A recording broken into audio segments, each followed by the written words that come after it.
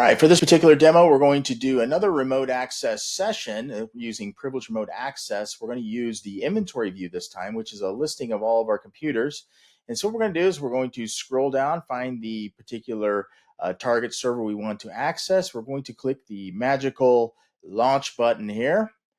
We're going to click that. We're going to launch with a secret. So we're going to pop in here, use this particular secret, and open with remote access. You'll notice that it'll open up a new tab over here on the top.